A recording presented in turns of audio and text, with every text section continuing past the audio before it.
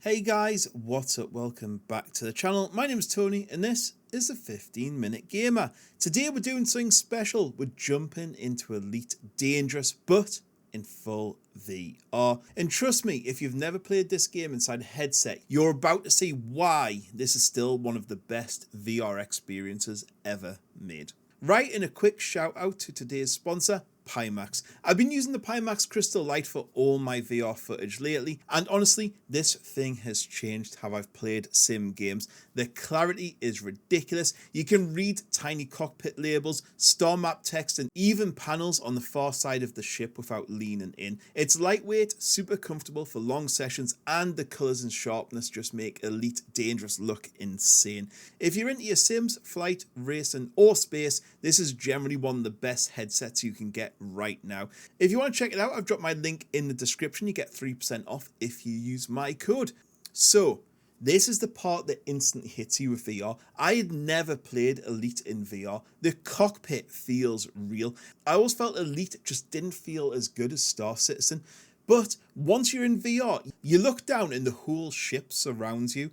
Buttons on every panel, scratches on the glass, the size of the canopy, it's like stepping into a real spacecraft. I've never had this sense of scale before within Elite Dangerous, and this is where the Pimax Crystal Light just shines. The clarity in this headset lets you read every tiny label, every hologram, even stuff on the ceiling without leaning forward. There's even the back end to the spaceship. I never knew this. I've always just looked forward. And the star map, my god, scrolling through the galaxy in VR feels like you're holding the entire Milky Way in your hands. You zoom out and it hits you. This is a real one-to-one galaxy. You're just a tiny speck inside of it. Also, what I love is when you look at one of the panels, it comes up. So you don't have to use your controller all the time. You just look at what you want to do, like look at a spaceship, look at a galaxy, whatever, press the A button, and it'll select that. It is so good. Here we go, launching in VR, just hits different. The ship lifts off the pad, the engines hum around you, and the whole station suddenly feels massive. It's a sense of scale I just didn't have on the flat screen. You drift towards that mail slot, and because you're like physically inside the cockpit, you can really judge the scale. However, sometimes you're gonna have a little bit of a crash, but that's fine. You feel the distance, you feel the speed, and you can even look around to see where you are in that envelope.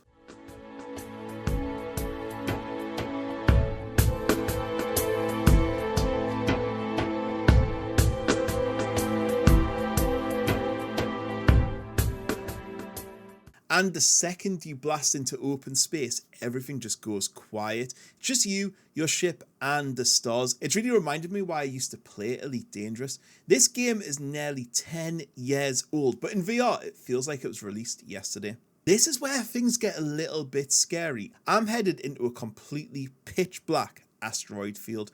No ambient light, no star nearby, just pure darkness. The only thing really keeping me alive here are the ship lights. And when you flick them on, you can see the size, the scale of the asteroid as it slides past you. It's honestly generally quite creepy. I was sitting with my headset on and I actually felt generally creeped out. In VR, you don't just see what's happening, you feel it. You know, you're looking up and there's giant rocks inches from your ship. You turn left, there's another one sliding past. The way the VR gives that scale and immersion is unparalleled. Elite is pretty relaxing until you end up here. Right, it's time for a jump. Hyperspace in VR. Again, I keep saying it, this is one of the coolest effects in any game. The tunnel stretches out, the cockpit vibrates, the lighting flickers across the panels. Look at those asteroid fields and rings below me. It looks so good.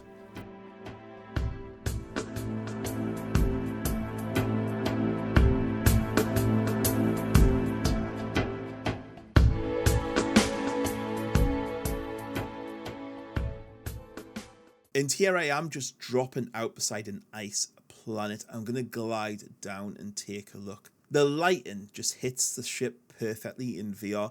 Elite doesn't need fancy cutscenes. Moments like this are enough. Next stop, a planetary approach. This is where VR sells the illusion of space travel better than anything else. The planet starts off tiny, distant, harmless, and then as you descend it becomes this enormous landscape filling your entire view. It's taken up the whole glass canopy there. Watching the curve of the planet fade and the terrain sharpen, the details pop in. It feels like you're piloting a shuttle. You can see the valleys, canyons, mountain ridges, far off land. You can just go and explore. There's a genuine sense of scale that flat screen gaming just can't really touch. Flying low in VR is where Elite turns into a completely different game. You dip just above the terrain. You can feel the ship shaking. I've got a Python. It's not the quickest, but I think it's quick enough in VR. Just the way the surface blasts past you as you're going around. You can dodge the rocks, weave around cliffs, and you can use your head to track that movement while you're there as well. And with these moments, you'll kind of forget that you're sitting at a desk. The sensation of motion is that strong. And it doesn't make me feel unwell at all. It's handled so well. Right, we're going to leave this planet and head back to the space station.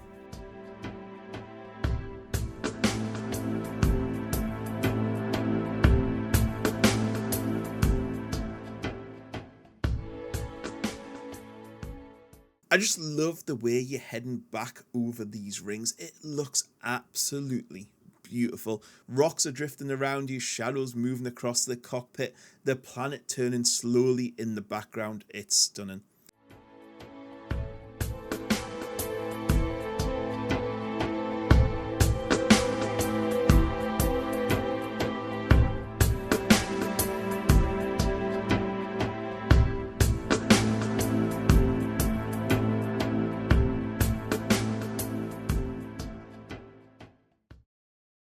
And as we approach the station, I've turned on auto dock. I know. I just want to sit back and enjoy the spectacle. Watching the station rotate around you while your ship gently glides inside just never gets old.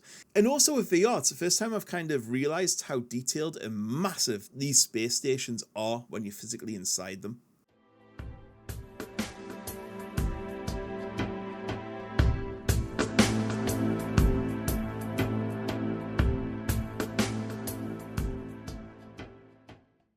And that's a full journey in Elite Dangerous VR. No missions, no grinding, no engineering headaches, just the raw experience of flying a spaceship. If you enjoyed the video, leave a like, hit subscribe, and let me know what VR game you might want to see next. And remember, if you want to try Elite in VR, check the links in the description. Thanks for watching, and I'll see you on the next one.